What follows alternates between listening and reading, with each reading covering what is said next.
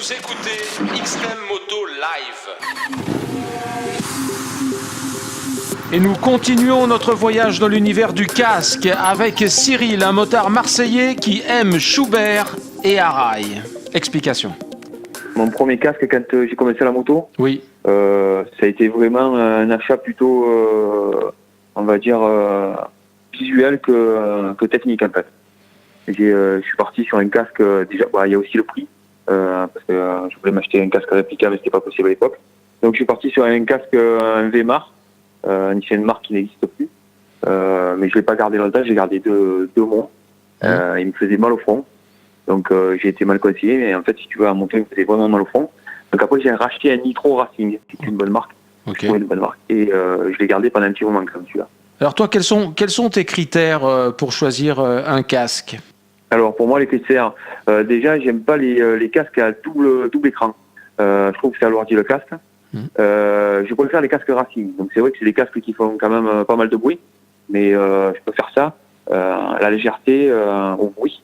Donc là actuellement je roule avec un Airphone réplica Bentleys pour la route, et pour la piste j'ai un Airfa 10 réplica Lorenzo Airfa 10 Plus. Voilà, et j'en suis très satisfait. Ça fait quoi ? Ça fait 4 ans que je roule avec cette marque et j'en suis plus que satisfait. Alors déjà pour la route avec ton GT, donc sur le forum Facebook, tu as dit que tu utilisais Schubert. Qu'est-ce qui t'a conduit vers cette marque premium ? Alors Schubert, j'ai eu l'occasion de tester une fois ce casque en GT, et c'est vrai que quand même c'est la Rolls pour le GT. Pour moi, attention, le casque est hyper confortable, une sonorisation au top. Même on va dire les instruments, que ce soit les aérations, elles sont travaillées. C'est vraiment top niveau en termes de casque GT. Ça, je l'utiliserai pas pour la piste, ça c'est sûr. En termes de poids, je le trouve un poil trop lourd. Voilà. Et pour la piste, qu'est-ce qui t'a conduit sur Arai ? Alors Arai reste quand même une référence, puisque bon, ce sont des casques qui existent depuis quand même pas mal d'années. C'est des casques qui sont quand même assez travaillés puisqu'ils ont une forme de couteau d'eau.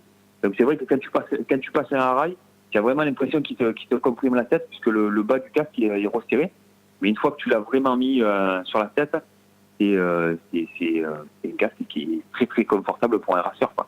Un casque Racing. En plus, il y a des déclinaisons maintenant, il y a X7, il y en a pas mal. Le seul inconvénient, c'est le tarif de ces casques haut de gamme, qui reste quand même accessible à une certaine minorité de personnes. Puisque c'est des casques qui commencent à 500 ou 600 euros. Donc l'investissement en vaut la peine si tu as les moyens. Voilà. Je pense.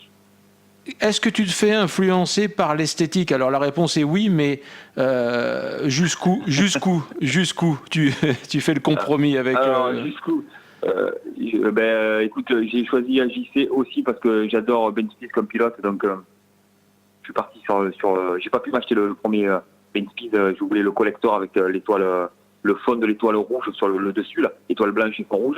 Il n'y en a eu que 500 exemplaires en France et j'ai pas pu me l'acheter. Donc j'ai attendu, j'ai acheté un Green Mamba Lorenzo Airfa 10 Plus. Et là je me suis acheté l'année dernière, le Airfa 11 Bentleys, nouveau modèle, quoi. Le blanc, orange et bleu marine. Voilà, aux couleurs de pilote, de mon pilote préféré. Un de mes pilotes préférés, quoi. Alors qu'est-ce que tu conseillerais si tu devais donner un conseil sec à un motard pour le choix d'un casque, qu'est-ce que tu lui dirais ? Déjà, choisir le confort, parce que quand on part rouler, c'est quand même primordial. Après, deuxièmement, avoir un casque avec des bonnes aérations. Les Racing, c'est vrai que c'est pas mal parce que c'est quand même bien aéré. Aération et confort, voilà. Mes deux critères en conseil. Avec un budget raisonnable. Je pense que maintenant, on arrive à trouver des casques confortables et bien aérés à des prix raisonnables.